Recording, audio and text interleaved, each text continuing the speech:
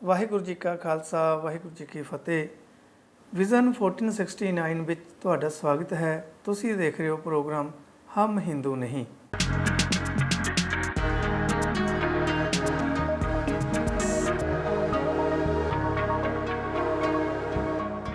ਇਸ ਪ੍ਰੋਗਰਾਮ ਦੇ ਪਿਛਲੇ ਐਪੀਸੋਡ ਦੇ ਵਿੱਚ ਅਸੀਂ ਇੱਕ ਹਿੰਦੂ ਵੀਰ ਦੇ ਜਿਹੜੇ ਸਵਾਲ ਸੀ ਉਹਨਾਂ ਦੇ ਜਵਾਬ ਦੇ ਰਹੇ ਸੀ, ਜਿਹੜੇ ਕਿ ਭਾਈ ਕਾਹਨ ਸਿੰਘ ਨਾਭਾ ਨੇ ਆਪਣੀ ਪੁਸਤਕ ਹਮ ਹਿੰਦੂ ਨਹੀਂ ਵਿੱਚ ਦਰਜ ਕੀਤੇ ਨੇ।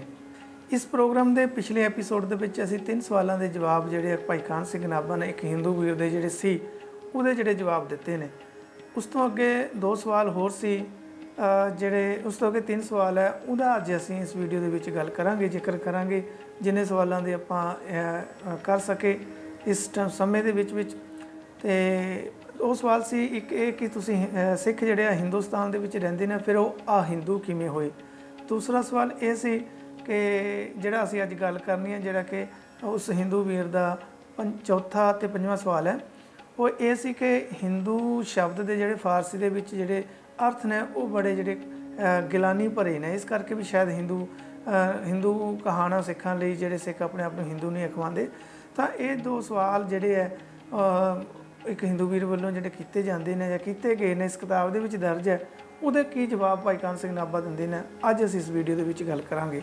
ਪਹਿਲੇ ਸਵਾਲ ਦਾ ਜਵਾਬ ਕਿ ਹਿੰਦੁਸਤਾਨ ਦੇ ਵਿੱਚ ਸਿੱਖ ਰਹਿੰਦੇ ਨੇ, ਫਿਰ ਆ ਹਿੰਦੂ ਕਿਉਂ ਹੈ, ਉਹਦਾ ਕੀ ਜਵਾਬ ਦਿੰਦੇ ਨੇ, ਅਸੀਂ ਪੜ੍ਹਦੇ ਹਾਂ। ਜੇ ਹਿੰਦੁਸਤਾਨ ਵਿੱਚ ਰਹਿਣ ਕਾਰਨ ਸਿੱਖਾਂ ਨੂੰ ਹਿੰਦੂ ਸਮਝਦੇ ਹੋ ਤਾਂ ਈਸਾਈ, ਮੁਸਲਮਾਨ ਆਦਿਕਾਂ ਨੂੰ ਵੀ ਆਪ ਹਿੰਦੂ ਜਾਣੋ। ਜੇ ਦੇਸ਼ ਦੇ ਰਹਿਣ ਕਰਕੇ ਉਹ ਹਿੰਦੂ ਹਨ ਤਾਂ ਸਾਨੂੰ ਵੀ ਹਿੰਦੂ ਅਰਥਾਤ ਇੰਡੀਅਨ ਕਹਾਉਣ ਵਿੱਚ ਕੋਈ ਇਤਰਾਜ਼ ਨਹੀਂ। ਸੋ ਭਾਈ ਕਾਹਨ ਸਿੰਘ ਨਾਭਾ ਕਹਿੰਦੇ ਨੇ ਵੀ ਜੇ ਹਿੰਦੁਸਤਾਨ ਦੇ ਤੁਸੀਂ ਇਹ ਆਧਾਰ ਮੰਨਦੇ ਵੀ ਜਿਹੜਾ ਵੀ ਹਿੰਦੁਸਤਾਨ ਦੇ ਵਿੱਚ ਰਹਿੰਦਾ ਉਹ ਸਾਰੇ ਹਿੰਦੂ ਨੇ, ਅਤੇ ਦੇਸ਼ ਕਰਕੇ ਹਿੰਦੂ ਨੇ ਵੀ, ਮੁਸਲਮਾਨ ਵੀ, ਈਸਾਈ ਵੀ, ਸਭ ਜਿਹੜੇ ਹੋਰ ਕੌਮਾਂ ਨੇ, ਬੋਧੀ ਨੇ ਜਾਂ ਹੋਰ ਨੇ, ਜੈਨੀ ਨੇ, ਉਹ ਸਾਰੇ ਹਿੰਦੂ ਨੇ। ਤਾਂ ਫਿਰ ਕਹਿੰਦੇ ਸਾਨੂੰ ਸਿੱਖਾਂ ਨੂੰ ਵੀ ਫਿਰ ਹਿੰਦੂ ਅਖਵਾਉਣ ਦੇ ਵਿੱਚ ਕੋਈ ਗੁਰੇਜ਼ ਨਹੀਂ ਹੈ। ਪਰ ਜੇ ਇਹ ਆਧਾਰ ਹੈ ਤਾਂ ਫਿਰ ਸਾਨੂੰ ਇੰਡੀਅਨ ਅਖਵਾਉਣ ਦੇ ਵਿੱਚ ਕੋਈ ਗੁਰੇਜ਼ ਨਹੀਂ ਹੈ। ਇਹਦਾ ਸਵਾਲ ਇਸ ਤਰ੍ਹਾਂ ਦਿੰਦੇ ਨੇ। ਅਗਲਾ ਸਵਾਲ ਸੀ ਵੀ ਕਿ ਹਿੰਦੂ ਸ਼ਬਦ ਦੇ ਜਿਹੜੇ ਅਰਥ ਨੇ ਉਹ ਫਾਰਸੀ ਦੇ ਵਿੱਚ ਗਿਲਾਨੀ ਭਰੇ ਨੇ, ਜਦੋਂ ਕਿ ਅਰਥ ਉਹਨਾਂ ਨੇ ਪਿੱਛੇ ਜਿਹੜੇ ਭਾਈ ਕਾਹਨ ਸਿੰਘ ਨਾਭਾ ਨੂੰ ਜਿਹੜੇ ਕਿਤਾਬ ਦੇ ਵਿੱਚ ਉਹਨਾਂ ਨੇ ਲਿਖੇ ਨੇ, ਜਿਹੜੇ ਕਿ ਹਿੰਦੂ ਵੀਰ ਨੇ ਦੱਸੇ ਨੇ, ਰਾਮਕੋਸ਼ ਦਾ ਹਵਾਲਾ ਦੇ ਕੇ ਵੀ ਇੱਕ ਉਹ ਹਿੰਦੂ ਜਿਹੜਾ ਹੈ ਇੱਕ ਪਵਿੱਤਰ ਔਰ ਇੱਕ ਬਹਾਦਰ ਬੰਦੇ ਦਾ ਨਾਮ ਉਹਨਾਂ ਨੇ ਦੱਸਿਆ ਵੀ ਐਸੇ ਅਰਥ ਕੀਤੇ ਸੀ। ਤਾਂ ਉਹਦਾ ਜਵਾਬ ਭਾਈ ਕਾਹਨ ਸਿੰਘ ਨਾਭਾ ਕੀ ਦਿੰਦੇ ਨੇ, ਆਪਾਂ ਉਹ ਪੜ੍ਹਦੇ ਹਾਂ। ਔਰ ਆਪ ਨੇ ਜੋ ਆਖਿਆ ਹੈ ਕਿ ਹਿੰਦੂ ਪਦ ਦੇ ਅਰਥ ਬਹੁਤ ਉੱਤਮ ਹਨ, ਇਸ ਨੂੰ ਫਾਰਸੀ ਪਦ ਸਮਝ ਕੇ ਗਿਲਾਨੀ ਨਹੀਂ ਕਰਨੀ ਚਾਹੀਏ। ਔਰ ਆਪਣੇ ਅਰਥ ਦੀ ਤਾਇਦ ਵਿੱਚ ਰਾਮਕੋਸ਼, ਮੇਰੂ ਤੰਤਰ ਪ੍ਰਕਾਸ਼ ਔਰ ਕਾਲਿਕਾ ਪੁਰਾਣ ਸਾਨੂੰ ਦੇਖਣੇ ਦੱਸੇ ਹਨ। ਸੋ ਇਸ ਪਰ ਸਾਡਾ ਇਹ ਕਥਨ ਹੈ ਕਿ ਸਿੱਖ ਧਰਮ ਅਨੁਸਾਰ ਕੋਈ ਭਾਸ਼ਾ ਦੇਵ ਬਾਣੀ ਔਰ ਮਲੇਸ਼ ਭਾਸ਼ਾ ਨਹੀਂ, ਕੇਵਲ ਵਿਦੇਸ਼ੀ ਬੋਲੀ ਦਾ ਪਦ ਹੋਣ ਕਰਕੇ ਗਿਲਾਨੀਯੋਗ ਨਹੀਂ। ਔਰ ਆਪ ਦੇ ਨੀਚੇ ਅਨੁਸਾਰ ਜੇ ਹਿੰਦੂ ਪਦ ਦੇ ਅਰਥ ਉੱਤਮ ਹਨ ਤਾਂ ਆਪ ਨੂੰ ਮੁਬਾਰਕ ਹੋਣ। ਅਸੀਂ ਕਦੇ ਨਹੀਂ ਆਖਦੇ ਕਿ ਹਿੰਦੂ ਬੁਰਾ ਨਾਉ ਹੈ, ਕਿਉਂਕਿ ਕਿਸੇ ਦੇ ਮਤ ਦੇ ਚਾਹੇ ਕਿਹਾ ਵੀ ਨਾ ਹੋਵੇ, ਉਸ ਵਿੱਚ ਦੂਸਰੇ ਮਤ ਦੇ ਆਦਮੀ ਨੂੰ ਕੋਈ ਤਰਕ ਨਹੀਂ ਕਰਨੀ ਚਾਹੀਦੀ। ਜੈਸੇ ਯੋਗੀਆਂ ਦੇ 12 ਫਿਰਕਿਆਂ ਵਿੱਚੋਂ ਇੱਕ ਪਾਗਲ ਪੰਥ ਹੈ, ਜੇ ਅਸੀਂ ਉਹਨਾਂ ਨੂੰ ਸਮਝਾਉਣ ਜਾਈਏ ਕਿ ਤੁਸੀਂ ਆਪ ਨੂੰ ਪਾਗਲ ਪੰਥੀ ਨਾ ਕਹਾਓ ਤਾਂ ਸਾਡੀ ਮੂਰਖਤਾ ਹੈ। ਔਰ ਹਿੰਦੂ ਨਾਮ ਸੰਸਕ੍ਰਿਤ ਹੈ ਜਾਂ ਫਾਰਸੀ, ਇਸ ਗੱਲ ਨੂੰ ਸੰਸਾਰ ਦੇ ਸਾਰੇ ਵਿਦਵਾਨ ਜਾਣਦੇ ਹਨ। ਔਰ ਆਪ ਦੇ ਪ੍ਰਸਿੱਧ ਕਾਂਸ਼ੀ ਨਿਵਾਸੀ 45 ਪੰਡਤਾਂ ਨੇ ਸਾਲ 1920 ਵਿੱਚ ਵਿਵਸਥਾ ਦਿੱਤੀ ਹੈ ਕਿ ਹਿੰਦੂ ਯਮਨ ਸੰਕੇਤ ਪਦ ਹੈ, ਇਸ ਕਾਰਨ ਹਿੰਦੂ ਕਹਾਉਣਾ ਸਰਵਥਾ ਅਨੁਚਿਤ ਹੈ। ਔਰ ਅੱਜ ਤਾਈਂ ਭਾਰਤ ਤੋਂ ਉਧਾਰਕ ਆਦਿਕ ਰਸਾਲਿਆਂ ਵਿੱਚ ਇਹ ਲਿਖਿਆ ਜਾਂਦਾ ਰਿਹਾ ਹੈ ਕਿ ਹਿੰਦੂ ਨਾਉ ਮਲੇਸ਼ੀਆ ਦਾ ਰੱਖਿਆ ਹੋਇਆ ਹੈ। ਇਸ ਵਾਸਤੇ ਆਰੀਆ ਲੋਕਾਂ ਨੂੰ ਕਦੇ ਹਿੰਦੂ ਨਹੀਂ ਕਹਾਉਣਾ ਚਾਹੀਏ ਔਰ ਨਾ ਆਰਿਆਵਰਤ ਨੂੰ ਹਿੰਦੁਸਤਾਨ ਆਖਣਾ ਲੋੜੀਏ। ਹਿੰਦੂ ਪਦ ਵੇਦਾਂ, ਖਟ ਸ਼ਾਸਤਰਾਂ, ਸਿਮਰਤੀਆਂ, ਰਾਮਾਇਣ, ਮਹਾਭਾਰਤ ਆਦਿਕ ਪੁਸਤਕਾਂ ਵਿੱਚ ਅਸੀਂ ਕਦੇ ਨਹੀਂ ਦੇਖਿਆ। ਅਚਰਜ ਦੀ ਗੱਲ ਹੈ ਕਿ ਹੁਣ ਆਪ ਦੇ ਕੋਸ਼ਾਂ ਔਰ ਪੁਰਾਣਾਂ ਵਿੱਚੋਂ ਪੰਡਤ ਜੀ ਦੀ ਕਿਰਪਾ ਕਰਕੇ ਨਿਕਲ ਆਇਆ ਹੈ। ਇੱਥੇ ਫੁੱਟਨੋਟ ਦਿੰਦੇ ਨੇ ਭਾਈ ਕਾਹਨ ਸਿੰਘ ਨਾਭਾ, ਇਹ ਗੱਲ ਆਪ ਕੇਵਲ ਹਿੰਦੂ ਮਤ ਵਿੱਚ ਹੀ ਦੇਖਦੇ ਹੋ ਕਿ ਧਰਮ ਮੂਲ ਪੁਸਤਕ ਵਿੱਚ ਜੋ ਧਰਮ ਦਾ ਨਾਮ ਨਹੀਂ ਹੈ ਉਸ ਨੂੰ ਆਪਣੀ ਕੌਮ ਦਾ ਨਾਮ ਮੰਨ ਲਿਆ ਹੈ। ਇਹਦਾ ਫੁੱਟਨੋਟ ਦਿੱਤਾ ਹੈ ਕਿ ਇੰਨੇ ਸਾਰੇ ਜਿਹੜੇ ਹਿੰਦੂ ਧਰਮ ਦੇ ਜਿਹੜੇ ਗ੍ਰੰਥ ਨੇ ਉਹਨਾਂ ਵਿੱਚ ਬਿਲਕੁਲ ਵੀ ਜਿਨ੍ਹਾਂ ਨੂੰ ਹਿੰਦੂ ਅੱਜ ਦੇ ਹਿੰਦੂ ਜਿਹੜੇ ਸਮਝਦੇ ਵੀ ਸਾਡੇ ਧਾਰਮਿਕ ਗ੍ਰੰਥ ਨੇ, ਉਹਨਾਂ ਦੇ ਵਿੱਚ ਜਿਹੜਿਆਂ ਵਿੱਚ ਖੜ ਸ਼ਾਸਤਰ ਹੈ, ਵੇਦ ਹੈ, ਸਿਮਰਤੀਆਂ ਹੈ, ਰਮਾਇਣ ਹੈ, ਮਹਾਭਾਰਤ ਹੈ, ਇਹਨਾਂ ਵਿੱਚ ਹਿੰਦੂ ਸ਼ਬਦ ਹੀ ਨਹੀਂ ਆਇਆ। ਤਾਂ ਉਹਦਾ ਜਿਹੜਾ ਫੁੱਟਨੋਟ ਭਾਈ ਕਾਹਨ ਸਿੰਘ ਨਾਭਾ ਨੇ ਦਿੱਤਾ ਹੈ। ਅੱਗੇ ਲਿਖਦੇ ਨੇ, ਪਰ ਕਿਹਾ ਚੰਗਾ ਹੁੰਦਾ ਜੇ ਇਹ ਉਦਮ ਇਸ ਚਰਚਾ ਦੇ ਉੱਠਣ ਤੋਂ ਪਹਿਲਾਂ ਕੀਤਾ ਜਾਂਦਾ। ਵਿਦਵਾਨਾਂ ਨੂੰ ਹੁਣ ਆਪਣਾ ਇਹ ਯਤਨ ਨਿਸਫਲ ਜਾਪਦਾ ਹੈ। ਸਾਨੂੰ ਇਸ ਵੇਲੇ ਆਪਦੇ ਮੂੰਹੋਂ ਹਿੰਦੂ ਪਦ ਸੰਸਕ੍ਰਿਤ ਭਾਸ਼ਾ ਦਾ ਹੋਣਾ ਸੁਣ ਕੇ ਭਾਰਤੇਂਦੂ ਬਾਬੂ ਹਰੀਸ਼ ਚੰਦਰ ਦਾ ਲੇਖ ਯਾਦ ਆਇਆ ਹੈ, ਜਿਸ ਦਾ ਸਾਰ ਇਉਂ ਹੈ। ਦੱਖਣਾ ਦੇ ਕੇ ਜਿਹੀ ਵਿਵਸਥਾ ਚਾਹੀਏ ਪੰਡਿਤ ਜੀ ਤੋਂ ਲੈ ਸਕੀਦੀ ਹੈ, ਔਰ ਜੋ ਬਾਤ ਸ਼ਾਸਤਰਾਂ ਵਿੱਚੋਂ ਸਿੱਧ ਕਰਾਣੀ ਚਾਹੋ ਸੋ ਸਿੱਧ ਹੋ ਜਾਂਦੀ ਹੈ। ਉਦਾਹਰਨ, ਹੁਣ ਇਹਦੇ ਵਿੱਚ ਭਾਈ ਕਾਹਨ ਸਿੰਘ ਨਾਭਾ ਕਹਿਣਾ ਚਾਹੁੰਦੇ ਹੈ ਕਿ ਪੰਡਿਤ ਜੀ ਤੋਂ ਜਿਹੋ ਜਿਹੀ ਵਿਵਸਥਾ ਤੁਹਾਨੂੰ ਚਾਹੀਦੀ ਹੈ ਉਹ ਦੱਖਣਾ ਦੇ ਕੇ ਉਹ ਉਸ ਤਰ੍ਹਾਂ ਦੀ ਲੈ ਸਕੀਦੀ ਹੈ, ਔਰ ਜੋ ਬਾਤ ਸ਼ਾਸਤਰਾਂ ਵਿੱਚ ਸਿੱਧ ਕਰਾਣੀ ਹੋਵੇ ਉਹ ਸਿੱਧ ਹੋ ਜਾਂਦੀ ਹੈ। ਸੋ ਪੰਡਿਤ ਜੀ ਬੜੇ ਗੁਣੀ ਗਿਆਨੀ ਹੁੰਦੇ ਨੇ, ਉਹਨਾਂ ਨੂੰ ਜਿਹੜੇ ਹੈ ਭੇਦ ਆਉਂਦੇ ਨੇ ਕਿਵੇਂ ਗੱਲ ਨੂੰ ਸਿੱਧ ਕਰਨਾ ਹੈ। ਹੁਣ ਉਦਾਹਰਨ ਦਿੰਦੇ ਆ ਵੀ ਇਹ ਕਿਵੇਂ ਹੋ ਜਾਂਦਾ ਹੈ। ਪ੍ਰਸ਼ਨ, क्या पंडित जी आप क्रिस्तान और मुसलमानों ਨੂੰ भी किसी प्रमाण और युक्ति नाल हिंदू सिद्ध कर सकते हो? पंडित जी का उत्तर, हाँ दखना लियाओ, हुणे सिद्ध करके दिखा देने हाँ। प्रश्न, भला किस तरह?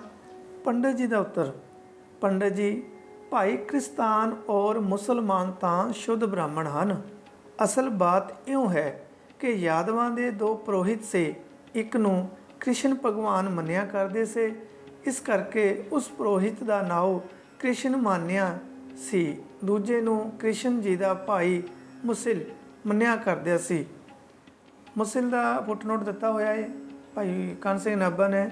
ਬਲਭੱਦਰ ਆਪਣੇ ਹੱਥ ਵਿੱਚ ਹਲ ਅਤੇ ਮੁਸਲ ਰੱਖਦਾ ਹੁੰਦਾ ਸੀ, ਇਸ ਕਰਕੇ ਉਸ ਨੂੰ ਹਲੀ ਔਰ ਮੂਸਲੀ ਆਖਦੇ ਸੀ।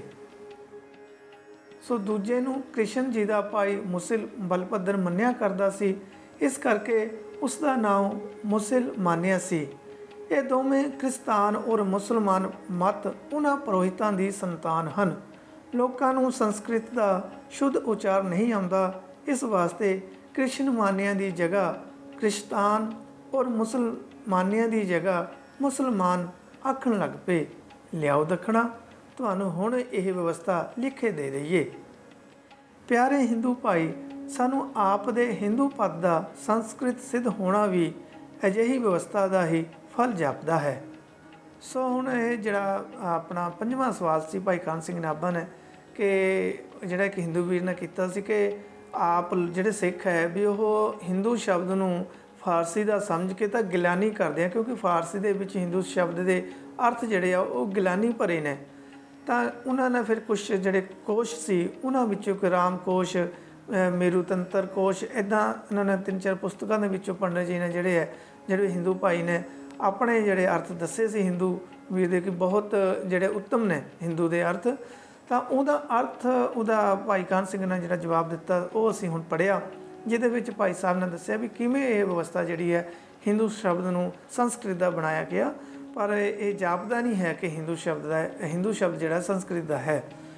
ਅੱਗੇ ਕੱਕੇ ਦਾ ਇੱਕ ਜਿਹੜਾ 6ਵਾਂ ਸਵਾਲ ਸੀ, ਪਹਿਲੀ ਜਿਹੜੇ 6 ਸਵਾਲ ਸੀ ਉਹਦੇ ਵਿੱਚ 6ਵਾਂ ਸਵਾਲ ਇਹ ਸੀ ਕਿ ਹਿੰਦੂ ਜਿਹੜਾ ਹੈ ਉਹ ਹਿੰਦ ਜਾਂ ਸਿੰਧ ਤੋਂ ਬਣਿਆ ਪ੍ਰਤੀਤ ਹੁੰਦਾ ਹੈ। ਉਹਦਾ ਉੱਤਰ ਭਾਈ ਕਾਹਨ ਸਿੰਘ ਨਾਭਾ ਇਸ ਤਰ੍ਹਾਂ ਦਿੰਦੇ ਨੇ, ਇੰਦ ਔਰ ਸਿੰਧ ਪਦ ਤੋਂ ਹਿੰਦੂ ਪਦ ਬਣਨਾ ਕੇਵਲ ਆਪ ਦੀ ਕਪੋਲ ਕਲਪਨਾ ਹੈ, ਆਪ ਦੇ ਪ੍ਰਾਚੀਨ ਗ੍ਰੰਥਾਂ ਤੋਂ ਸਿੱਧ ਨਹੀਂ ਹੈ। ਜੇ ਹੈ ਤਾਂ ਉਦਾਹਰਨ ਲਈ ਕੋਈ ਪ੍ਰਸੰਗ ਦੱਸੋ। ਹਿੰਦੂ ਗੁਰੂ ਗ੍ਰੰਥ ਵਿੱਚ ਲਿਖਿਆ ਹੈ, ਹਿੰਦੂ ਸਾਲਾਈ ਸਾਲਾਹਣ। ਸਿੱਖ ਹਿੰਦੂ ਸਾਹਿਬ ਤੁਕ ਦਾ ਅੱਧਾ ਹਿੱਸਾ ਪੜ੍ਹ ਕੇ ਅਗਿਆਨੀ ਸਿੱਖਾਂ ਨੂੰ ਧੋਖਾ ਨਾ ਦਿਓ।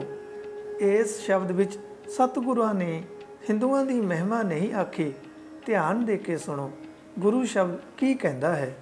ਮੁਸਲਮਾਨਾ ਸਿਫਤ ਸਰੀਅਤ ਪੜ੍ਹ ਪੜ੍ਹ ਕਰੇ ਵਿਚਾਰ, ਹਿੰਦੂ ਸਾਲਾਈ ਸਾਲਾਹਣ ਦਰਸ਼ਨ ਰੂਪ ਅਪਾਰ, ਸਤਿਆ ਮਨ ਸੰਤੋਖ ਉਪਜੈ, ਦੇਣੇ ਕਹਿ ਵਿਚਾਰ, ਚੋਰਾਂ ਜਾਰਾਂ ਤੈ ਕੁੜਿਆਰਾਂ, ਖਾਰਾਬਾਂ ਵੇਕਾਰ, ਨਾਨਕ ਭਗਤਾ ਭੁਖ ਸਾ ਲਾਹਣ, ਸਚ ਨਾਮ ਆਧਾਰ।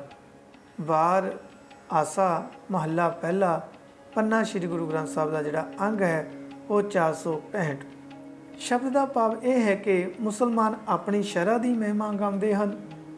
ਹਿੰਦੂ ਖਟ ਦਰਸ਼ਨ ਅਤੇ ਸੰਖ ਚੱਕਰ ਤ੍ਰਿਸ਼ੂਲ ਆਦਿਕ ਧਾਰੀ ਦੇਵਤਿਆਂ ਦੇ ਚਤੁਰਭੁਜੀ ਪੰਚਮੁਖੀ ਆਦਿਕ ਅਦਭੁਤ ਸਰੂਪਾਂ ਦੀ ਮਹਿਮਾ ਕਹਿੰਦੇ ਹਨ। ਦਾਨੀ ਲੋਕ ਦਾਨ ਦੇ ਕੇ ਹੀ ਤਸੱਲੀ ਹਾਸਲ ਕਰਦੇ ਹਨ। ਚੋਰ ਯਾਰ ਆਦਿਕ ਕੁਕਰਮੀ ਮੰਦ ਕਰਮਾਂ ਵਿੱਚ ਹੀ ਮਗਨ ਹਨ।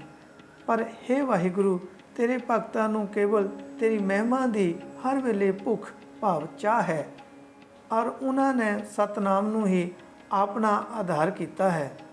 ਮੇਰੇ ਪਿਆਰੇ ਹਿੰਦੂ ਜੀ, ਇਸ ਸ਼ਬਦ ਵਿੱਚ ਹਿੰਦੂ ਮਤ ਦੀ ਮਹਿਮਾ ਕਿੱਥੇ ਹੈ? ਸੋ ਹਿੰਦੂ ਵੀਰ ਦਾ ਇੱਕ ਸਵਾਲ ਸੀ ਕਿ ਗੁਰੂ ਗੋਬਿੰਦ ਸਿੰਘ ਜੀ ਨੇ ਆਪ ਸਿੱਖਾਂ ਨੂੰ ਖਾਲਸਾ ਪੰਥ ਨੂੰ ਹਿੰਦੂ ਕਥਨ ਕੀਤਾ ਹੈ ਅਤੇ ਅੱਗੇ ਉਹ ਇਹ ਵੀ ਕਹਿੰਦੇ ਨੇ ਵੀ ਸਿੱਖ ਜਿਹੜੇ ਹੈਗੇ ਹੈ ਉਹ ਇੱਕ ਪੰਥ ਹੈ, ਨਾ ਕਿ ਕੌਮ ਹੋਣ ਲਈ ਤੁਹਾਡੀ ਜਿਹੜੀ ਗਿਣਤੀ ਹੈ ਬਹੁਤ ਜ਼ਿਆਦਾ ਹੋਣੀ ਚਾਹੀਦੀ ਹੈ, ਜਦੋਂ ਕਿ ਕਹਿੰਦੇ ਸਿੱਖਾਂ ਦੀ ਗਿਣਤੀ ਦਾ ਜਿਹੜੀ ਹੈ ਲੱਖਾਂ ਦੇ ਵਿੱਚ ਹੈ। ਤਾਂ ਉਹਦਾ ਜਵਾਬ ਇੱਕ ਸਿੱਖ ਕੀ ਦਿੰਦਾ ਹੈ? ਭਾਈ ਕਾਹਨ ਸਿੰਘ ਨਾਭਾ ਨੇ ਇਸ ਤਰ੍ਹਾਂ ਲਿਖਿਆ ਹੈ, ਮੇਰੇ ਪਿਆਰੇ ਹਿੰਦੂ ਜੀ, ਇਹ ਛੰਦ ਗੁਰੂ ਗੋਬਿੰਦ ਸਿੰਘ ਸਾਹਿਬ ਦੇ ਬਣਾਏ ਹੋਏ ਨਹੀਂ। ਇਹ ਦੁਰਗਾ ਭਗਤ ਭਾਈ ਸੁੱਖਾ ਸਿੰਘ ਪਟਨਾ ਸਾਹਿਬ ਦੇ ਗ੍ਰੰਥੀ ਦੀ ਰਚਨਾ ਹੈ। ਜੋ ਲੋਕ 10ਵੇਂ ਪਾਤਸ਼ਾਹ ਦੀ ਰਚਨਾ ਦੇ ਜਾਣੂ ਹਨ ਉਹ ਚੰਗੀ ਤਰ੍ਹਾਂ ਜਾਣਦੇ ਹਨ ਕਿ ਹਮਨ ਔਰ ਤੁਮਨ ਪਦ ਗੁਰੂ ਸਾਹਿਬ ਨੇ ਆਪਣੇ ਕਾਵਿਆਂ ਵਿੱਚ ਕਦੇ ਨਹੀਂ ਵਰਤੇ ਔਰ ਇਹ ਬੋਲੀ ਨਿਰੱਖਰ ਅਨਪੜ੍ਹ ਪੂਰਬੀਆਂ ਦੀ ਹੈ। ਜੇ ਆਪ ਦਾ ਪੱਕਾ ਨਿਸ਼ਚਾ ਹੈ ਕਿ ਛੱਕੇ ਛੰਦ 10ਵੇਂ ਸਤਿਗੁਰਾਂ ਦੀ ਹੀ ਰਚਨਾ ਹੈ ਤਾਂ ਲਓ ਸ਼ਰਧਾ ਨਾਲ ਕੰਨ ਦੇ ਕੇ ਸੁਣੋ, ਛੱਕੇ ਆਪ ਦੇ ਕਹੇ ਛੱਕੇ ਛੁਡਾਉਂਦੇ ਹਨ। ਸੋ ਭਾਈ ਕਾਹਨ ਸਿੰਘ ਨਾਭਾ ਇੱਕ ਹਿੰਦੂ ਵੀਰ ਦਾ ਜਿਹੜਾ ਸਵਾਲ ਸੀ ਉਹਦਾ ਜਵਾਬ ਦੇ ਰਹੇ ਨੇ ਅਤੇ ਉਹ ਕਹਿੰਦੇ ਨੇ ਵੀ ਇਹ ਜਿਹੜੀ ਪਹਿਲਾਂ ਦਾ ਜਿਹੜੀ ਰਚਨਾ ਜਿਹਦਾ ਤੁਸੀਂ ਹਵਾਲਾ ਦੇ ਰਹੇ ਹੋ ਇਹ ਤਾਂ ਸਾਹਿਬ ਸ਼੍ਰੀ ਗੁਰੂ ਗੋਬਿੰਦ ਸਿੰਘ ਜੀ ਦੀ ਰਚਨਾ ਹੀ ਨਹੀਂ ਹੈ। ਤਾਂ ਕਿਉਂ ਨਹੀਂ ਹੈਗੀ? ਉਹ ਉਹਨਾਂ ਨੇ ਇਹਦਾ ਦੱਸਿਆ ਵੀ ਹਮਨ ਅਤੇ ਤੁਮਨ ਸ਼ਬਦ ਗੁਰੂ ਸਾਹਿਬ ਨਹੀਂ ਵਰਤਦੇ ਸੀ ਅਤੇ ਕਿਹਦੀ ਰਚਨਾ ਉਹ ਵੀ ਉਹਨਾਂ ਨੇ ਦੱਸੀ ਹੈ। ਅਤੇ ਜਦੋਂ ਉਹ ਹਮਨ ਅਤੇ ਤੁਮਨ ਸ਼ਬਦ ਵਰਤਦੇ ਆ ਤਾਂ ਉੱਥੇ ਇੱਕ ਫੁੱਟਨੋਟ ਦਿੰਦੇ ਆ, ਉਹ ਹੈ ਤੁਮਨ 'ਤੇ ਉਹਨਾਂ ਨੇ ਫੁੱਟਨੋਟ ਦਿੱਤਾ ਹੈ, ਸੁਣੋ ਤੁਮ ਭਵਾਨੀ ਹਮਨ ਕੀ ਪੁਕਾਰੇ, ਤੁਮਨ ਦਵਾਰ ਪਰ ਸੀਸ ਆਪਣਾ ਘਸਾਊਂ। ਅਤੇ ਇੱਕ ਉਹਨਾਂ ਨੇ ਫੁੱਟਨੋਟ ਜਿਹੜਾ ਹੈ ਪੂਰਬੀਆਂ ਦਾ ਦਿੱਤਾ ਹੈ ਵੀ ਅਨਪੜ੍ਹ ਪੂਰਬੀਆਂ ਦੀ ਹੈ। ਅਤੇ ਉੱਥੇ ਉਹਨਾਂ ਨੇ ਦੂਜਾ ਫੁੱਟਨੋਟ ਦਿੱਤਾ ਹੈ, ਉਹ ਹੈ ਛੱਕਿਆਂ ਦੇ ਵਿਸ਼ੇ ਦੇਖੋ ਗੁਰਮਤਿ ਨਿਰਣੈ ਸਾਗਰ ਵਿੱਚ ਪੰਡਿਤ ਤਾਰਾ ਸਿੰਘ ਜੀ ਦੀ ਰਾਏ। ਤਾਂ ਇਹਨਾਂ ਦਾ ਜਿਹੜਾ ਇਹ ਛੱਕੇ ਜਿਹੜੇ ਆ ਉਧਰ ਦੰਤੀ ਛੱਕਾ ਜਿਹੜਾ ਜਿਹਨਾਂ ਦੀ ਗੱਲ ਕਰਦੇ ਆ ਵੀ ਇਹਨਾਂ ਦੀ ਜਿਹੜੀ ਦਾ ਨਿਰਣਾ ਜਿਹੜਾ ਹੈਗਾ ਉਹ ਗੁਰਮਤਿ ਨਿਰਣਾ ਸਾਗਰ ਪੰਡਿਤ ਤਾਰਾ ਸਿੰਘ ਜੀ ਨੇ ਬੜੇ ਵਿਸਥਾਰ ਨਾਲ ਕੀਤਾ। ਤਾਂ ਉਹਦੇ ਵਿੱਚ ਜੇ ਤੁਸੀਂ ਜਾ ਕੇ ਛੱਕਿਆਂ ਦੇ ਵਿਸ਼ੇ ਦੇਖੋ ਤਾਂ ਤੁਹਾਨੂੰ ਇਹ ਸਿੱਧ ਹੋ ਜਾਏਗਾ ਕਿ ਇਹ ਛੱਕੇ ਗੁਰੂ ਗੋਬਿੰਦ ਸਿੰਘ ਜੀ ਦੇ ਨਹੀਂ। ਪਰ ਫਿਰ ਵੀ ਉਹ ਕਹਿੰਦੇ ਜੇ ਤੁਹਾਨੂੰ ਲੱਗਦਾ ਵੀ ਇਹ ਛੱਕੇ ਜਿਹੜੇ ਹੈ ਗੁਰੂ ਗੋਬਿੰਦ ਸਿੰਘ ਜੀ ਦੀ ਹੈ ਤਾਂ ਸੁਣੋ, ਤੁਸੀਂ ਕਹਿੰਦੇ ਅੱਗੇ ਵੀ ਇਹ ਛੱਕੇ ਤੁਹਾਡੇ ਛੱਕੇ ਕਿਵੇਂ ਉਡਾਉਂਦੇ ਨੇ। ਹੁਣ ਉਹ ਇਹਨਾਂ ਛੱਕਿਆਂ ਦੀ ਪੂਰੀ ਗੱਲ ਕਰਨ ਲੱਗੇ ਨੇ। ਮੜੀ ਗੌਰ ਦੇਵਲ ਮਸੀਤਾਂ ਗਰਿਆੰ, ਤੁਹੀਂ ਕੇਕ ਅਕਾਲ ਹਰ ਹਰ ਜਪਾਇੰ, ਮਿਟੇ ਵੇਦ ਸ਼ਾਸਤਰ 18 ਪੁਰਾਨਾ, ਮਿਟੇ ਬਾਂਗ ਸਲਵਾਤ ਸੁਨਤ ਕੁਰਾਨਾ, ਸਕਲ ਜਗਤ ਮੇ ਖਾਲਸਾ ਪੰਥ ਗਾਜੈ, ਜਗੈ ਧਰਮ ਹਿੰਦੂ ਸਕਲ ਧੁੰਦ ਭਾਜੈ। ਤਾਂ ਪੂਰਾ ਛੱਕਾ ਜਿਹੜਾ ਉਹਨਾਂ ਨੇ ਲਿਖਿਆ ਹੈ ਅਤੇ ਹੁਣ ਭਾਈ ਕਾਹਨ ਸਿੰਘ ਨਾਭਾ ਦੇ ਅਰਥ ਕਰਦੇ ਨੇ। ਹੁਣ ਸਾਨੂੰ ਦਇਆ ਕਰਕੇ ਇਹ ਦੱਸੋ ਕਿ ਦੇਵ ਮੰਦਰ ਵੇਦ ਸ਼ਾਸਤਰ ਔਰ ਪੁਰਾਣਾਂ ਦਾ ਮਲੀਆ ਮੇਟ ਕਰਕੇ ਉਹ ਕਿਹੜਾ ਹਿੰਦੂ ਧਰਮ ਹੈ ਜਿਸ ਦੇ ਸੰਸਾਰ ਪਰ ਫੈਲਾਉਣ ਲਈ ਆਪ ਦੇ ਪ੍ਰਮਾਣਿਕ ਛੱਕਿਆਂ ਵਿੱਚ ਬੇਨਤੀ ਕੀਤੀ ਗਈ ਹੈ ਔਰ ਆਪ ਧੁੰਦ ਪਦ ਦਾ ਅਰਥ ਵੀ ਜਾਣਦੇ ਹੋ ਕਿ ਇਸ ਤੋਂ ਕੀ ਭਾਵ ਹੈ। ਪ੍ਰੇਮੀ ਜੀ, ਇਸ ਦਾ ਅਰਥ ਹੈ ਕਿ ਹਿੰਦੂ ਮੁਸਲਮਾਨ ਆਦਿਕ ਕੋਈ ਵੀ ਪੰਥ ਸੰਸਾਰ ਪਰ ਖਾਲਸੇ ਨਾਲ ਦੂਜਾ ਨਾ ਰਹੇ, ਕੇਵਲ ਖਾਲਸਾ ਹੀ ਰਹਿ ਜਾਵੇ। ਸੋ ਇਸ ਛੱਕੇ ਦਾ ਪੂਰਾ ਜਿਹੜਾ ਵਿਸਤਾਰ ਦੇ ਕੇ ਭਾਈ ਕਾਹਨ ਸਿੰਘ ਨਾਭਾ ਸਮਝਾਉਂਦੇ ਨੇ ਉਸ ਵੀਰ ਨੂੰ ਕਿ ਇਹ ਛੱਕਾ ਤਾਂ ਪਹਿਲਾਂ ਤਾਂ ਭਾਈ ਸੁੱਖਾ ਸਿੰਘ ਜੀ ਦਾ ਲਿਖਿਆ ਹੋਇਆ ਜਿਹੜੇ ਕਿ ਪਟਨਾ ਦੇ ਰਹਿਣ ਵਾਲੇ ਨੇ। ਬਾਕੀ ਕਹਿੰਦੇ ਗੱਲ ਜੇ ਤੁਸੀਂ ਇਹਨੂੰ ਗੁਰੂ ਗੋਬਿੰਦ ਸਿੰਘ ਦਾ ਮੰਨਦੇ ਹੋ ਤਾਂ ਇਹਦੇ ਵਿੱਚ ਦੇਖੋ, ਇਹਦੇ ਵਿੱਚ ਤਾਂ ਸਿੱਧਾ ਲਿਖਿਆ ਕਿ ਕੇਵਲ ਤੇ ਕੇਵਲ ਖਾਲਸਾ ਪੰਥ ਗਾਜੇ, ਬਾਕੀ ਜਿਹੜੇ ਪੰਥ ਹੈ ਉਹ ਜਿਹੜੇ ਹੈਗੇ ਆ ਉਹ ਸੰਸਾਰ ਪਰ ਨਹੀਂ ਰਹਿ ਸਕਣਗੇ ਕਿ ਇਹ ਸ਼ੱਕੇ ਦਾ ਤਾਂ ਇਹ ਅਰਥ ਹੈ। ਪਰ ਦੂਜਾ ਜੋ ਇੱਕ ਹਿੰਦੂ ਵੀਰ ਨੇ ਇੱਕ ਇਹ ਸਵਾਲ ਕੀਤਾ ਸੀ ਕਿ ਸਿੱਖ ਪੰਥ ਕੌਮ ਨਹੀਂ ਹੈ ਕਿਉਂਕਿ ਇਹਨਾਂ ਦੀ ਗਿਣਤੀ ਬੜੀ ਘੱਟ ਹੈ, ਇਹ ਤਾਂ ਇੱਕ ਪੰਥ ਹੈ। ਸੋ ਉਹਦਾ ਜਵਾਬ ਭਾਈ ਕਾਨ ਸਿੰਘ ਨਾਭਾ ਇਸ ਤਰ੍ਹਾਂ ਦਿੰਦੇ ਨੇ, और आपने जो आख्या है कि सिख पंथ है कौम नहीं, इस पर देखो आपदे प्यारे शक्के की उचारते हैं। दहूँ पंथ में कपट विद्या चलानी, बहुत तीसरा पंथ कीजै प्रधानी। करो खालसा पंथ तीसर परवेसा, जगह सिंह जोधै धरै नहीं पेसा। प्रेमी जी आपदे प्रमाण मन्ने हुए शक्के हिंदू और मुसलमानों नूं भी पंथ ही दसदे हैं, कौम नहीं आखदे। दसो हुण असीं की करिए? किरपा करके सानू ये भी दसना कि आपदे कोश विच कौम पद हिंदू पद की तरह किते संस्कृत भाषा का तो नहीं है। असीं आप तो ये भी मालूम करना चाहते हाँ कि कितनी गिनती हो जाण पर कोई मत कौम कहाण योग हो जाता है, और ईसाई मुसलमान आदि किन्नी किन्नी मरदमशुमारी होण पर कौम कहाण लगे से। सो भाई कान सिंह नाभा ने हिंदू वीर का जोड़ा सवाल से कि खालसा पंथ नूं गुरु गोबिंद सिंह जी ने हिंदू कथन किया है, एक शक्के का वर्णन करते हैं जिहदे बारे भाई कान सिंह नाभा ने स्पष्ट किया है कि यह जोड़ा शक्का है ना तो यह गुरु गोबिंद सिंह जी का लिखत है और किहदा लिखत है ये भी उन्होंने दस्सिया है कि यह जिहड़ी लिखत है भाई सुखा सिंह जी की है, जिहड़े पटना साहब वाले सी उन्हों की ये लिखत है।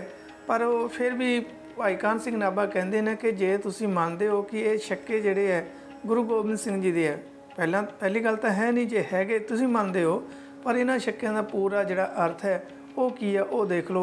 फिर सारा उन्होंने पढ़ के दस्सिया जिहदे विच ये शक्के जिहड़े हैगे है बिल्कुल ही एक ही जिहड़ा खालसा पंथ है उन्होंने ही न्यारा दसदे ने बाकी पंथां नालों।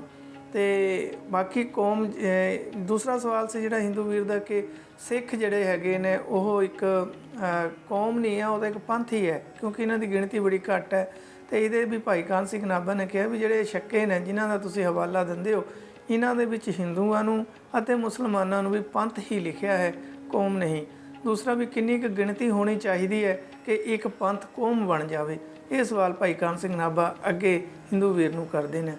सो ये सी भाई कान सिंह नाभा जिहड़े है जिन्होंने किताब लिखी सी हम हिंदू नहीं, उहदे विचों वख-वख जिहड़े है तर्क वख-वख जिहड़े है हवाले दे के सिद्ध करते हैं कि जिहड़े है सिख वो हिंदू नहीं ने। ते नाल वो जिहड़े एक हिंदू वीर दे सवाल उन्हां दे जवाब वो दे रहे हैं। अज दी वीडियो लई इन्ना ही। इसे तरह तुसीं जुड़े रहो विजन 1469 दे नाल। ਅਤੇ इस वीडियो ਨੂੰ ਜੇ ਤੁਹਾਨੂੰ ਇਹ ਚੰਗੀ ਲੱਗੀ ਹੈ, ਜੇ ਜਾਣਕਾਰੀ ਤੁਹਾਨੂੰ ਚੰਗੀ ਲੱਗੀ ਹੈ ਤਾਂ ਇਸ ਨੂੰ ਵੱਧ ਤੋਂ ਵੱਧ ਸ਼ੇਅਰ ਕਰੋ ਤਾਂ ਜੋ ਸਿੱਖੀ ਦਾ ਨਿਆਰਾਪਣ, ਸਿੱਖੀ ਦੀ ਵਿਲੱਖਣਤਾ ਹਰ ਇੱਕ ਕੋਲ ਪਹੁੰਚ ਸਕੇ। ਸੋ ਮੈਨੂੰ ਦਿਓ ਇਜਾਜ਼ਤ, ਭੁੱਲਾਂ ਚੁੱਕਾਂ ਦੀ ਖਿਮਾ। ਵਾਹਿਗੁਰੂ ਜੀ ਕਾ ਖਾਲਸਾ, ਵਾਹਿਗੁਰੂ ਜੀ ਕੀ ਫਤਿਹ।